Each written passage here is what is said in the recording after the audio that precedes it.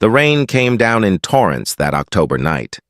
Turning the city streets into rivers of neon and shadow, Dominic Russo sat in his car outside the Opera House. Waiting for a meeting he was already regretting at 38. He had built an empire through careful calculation and ruthless efficiency.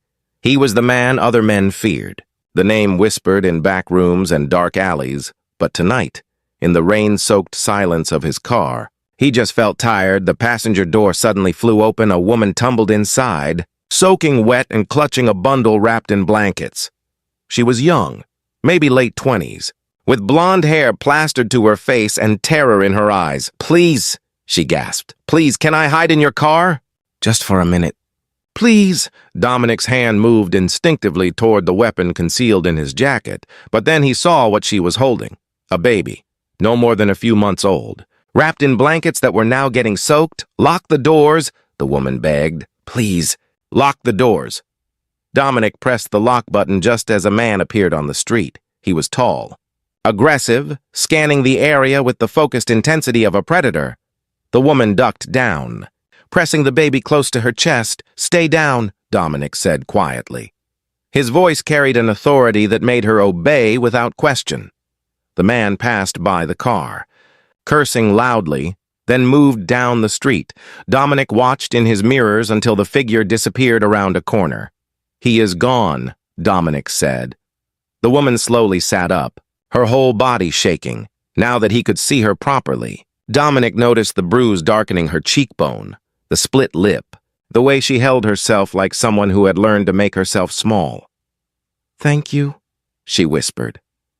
"I am so sorry for just barging in like that. I did not know what else to do." "Who was that man?" "My ex. My baby's father." She looked down at the infant in her arms. "He has been looking for us. I left him 3 months ago, right after Emma was born. I have been staying with a friend, but he found me tonight. I had to run. Where were you going?" "I do not know. Anywhere. I just had to get Emma away from him." Dominic should have told her to get out, should have sent her to the police or a shelter, should have done anything except what he was about to do. "I am Dominic," he said. "Sophia. And this is Emma. Are you hurt? Other than your face?" Sophia shook her head. He did not get close enough this time. "But he will keep looking. He always does." Dominic made a decision that would change everything. "I know a place where you can stay. Somewhere safe. Somewhere he will never find you. I do not have any money. I cannot pay you. I am not asking for money." Sophia looked at him with those frightened eyes. "Why would you help me? You do not even know me. Because I know what it is like to feel hunted. And because no child should grow up in fear, he put the car in gear. Trust me or do not. But if you want real safety, come with me now." Sophia hesitated for only a moment. Then she nodded. Dominic drove through the rain-slicked streets to a building on the edge of the city. It looked like an ordinary apartment complex. But Dominic knew the security was better than most government buildings. He owned the entire structure and used it for people who needed to disappear. "This is one of my properties," he said as they pulled into the underground garage. "The apartment on the 6th floor is empty. You can stay there. Who are you?" Sophia asked. "Someone who can keep you safe." He led her upstairs to a fully furnished apartment. Clean, modern, stocked with everything someone might need. Sophia looked around in disbelief. "I do not understand. Why would you have a place like this just sitting empty?" "I use it sometimes." "For business?"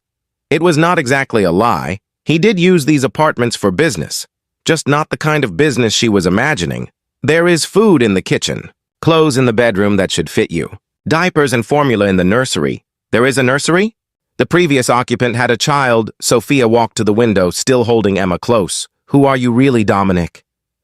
"Someone who understands what it means to need protection." Over the next few days, Dominic found himself returning to the apartment more than necessary. He brought groceries, baby supplies, anything Sophia might need. He told himself it was just to ensure she was settling in, but the truth was more complicated there. Was something about Sophia that drew him. Maybe it was her strength. Despite her fear, maybe it was the way she held her daughter with such fierce love, or maybe it was just that he had been lonely for so long that even these brief visits felt like coming home. "You do not have to keep checking on us," Sophia said one evening. "We are fine. I want to make sure you are safe, Dominic. I am grateful for everything you have done, but I need to know what you want from me. Men do not help women like me without wanting something in return. Dominic looked at her for a long moment. I want nothing from you, Sophia. I am helping you because I can. Because I should. Because someone should have helped my mother when I was a child and no one did. The words came out before he could stop them. Sophia sat down slowly.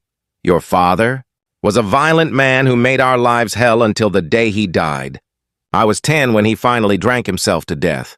By then, my mother was so broken that she never recovered. She died when I was 16. I am so sorry, do not be. It made me who I am. And who are you? Dominic smiled without humor. Someone you should probably be afraid of. But I promise you this, I will never hurt you or your daughter. And I will never let anyone else hurt you either. 2 weeks after that rainy night, Sophia's ex found the apartment. Dominic got the alert from his security team at 3 in the morning. He was there in 15 minutes. The man was trying to force his way through the building's entrance, shouting threats. Dominic approached him calmly. You need to leave. Who are you? Where is Sophia? I know she is here. She is under my protection now. You will not see her again, the man laughed. Your protection? You think you scare me? I will call the cops. She has my kid. Call them, Dominic said, and I will show them the hospital records from the night she came in with broken ribs. The police reports she filed and then dropped because you threatened her. The witnesses who saw you hit her in public? The man's face went pale. How do you... I know everything. I know about your arrest record, your restraining order violations, your debts, your connections to people who would be very interested to know where you are. Dominic stepped closer. You have 2 choices. Walk away now and never look for Sophia again, or deal with consequences you cannot imagine. Something in Dominic's voice, in his eyes, made the man understand that this was not a bluff. You do not know who you are messing with, the man tried.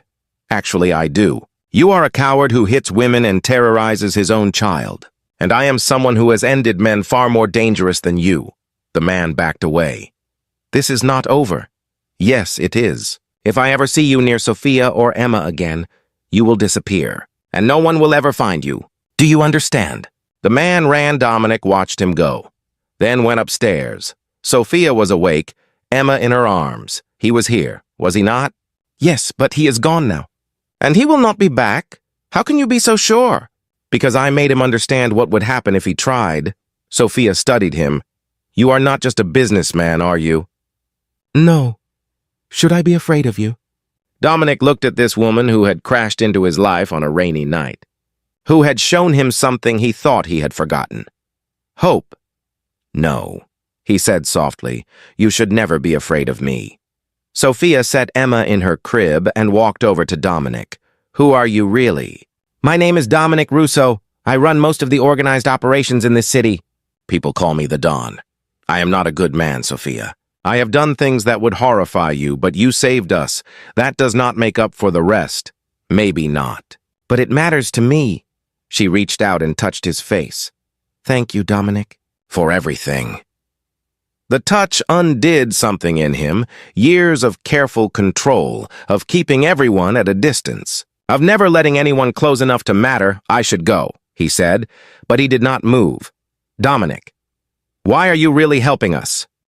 Because when you got into my car that night, terrified and holding your baby, you reminded me of my mother, and I thought maybe this is my chance to do what no one did for her, to actually save someone. You did save us. Not yet. Not completely. Your ex is just one problem. There are others. Over the next few months, Dominic made sure Sophia had everything she needed. He hired lawyers who established her sole custody of Emma and got restraining orders with real teeth. He set up a trust fund. For Emma's future, he found Sophia a job in one of his legitimate businesses, something with flexible hours so she could be with her daughter, and slowly, carefully, he fell in love. Not with the idea of saving someone, but with Sophia herself. With her. Strength and resilience, with the way she rebuilt her life piece by piece, with how she laughed at Emma's baby sounds and sang lullabies in the middle of the night, with her refusal to let her past define her future. One evening, 6 months after that, Rainy night. Dominic came to check on them. Sophia opened the door with Emma on her hip. The baby had grown, becoming more alert and curious. When she saw Dominic, Emma reached for him. It had become their routine. Dominic would take Emma while Sophia finished dinner. He would hold her, talk to her, make her laugh. It was the closest he had ever come to feeling like he had a family. After Emma was asleep, Sophia and Dominic sat on the couch. "I need to tell you something," Sophia said. "What is it?" "I got a job offer. In another city. Good pay, good benefits. A fresh start." Dominic felt something twist in his chest. "That is good news, is it?" "Because I do not want to go." "Why not?" "Because everything I care about is here. Because Emma lights up when she sees you. Because I—" She stopped. "Because what?" "Because I am in love with you, Dominic Russo. And I do not care what you have done or who you are in the rest of the world. I care about who you are with me and Emma." Dominic pulled her close. "I am in love with you too. I have been for months. But Sophia, I am not an easy man to love. My life is complicated and sometimes dangerous. I know, and I do not know how to be what you need. I have never had a family. I do not know how to be a father or a partner.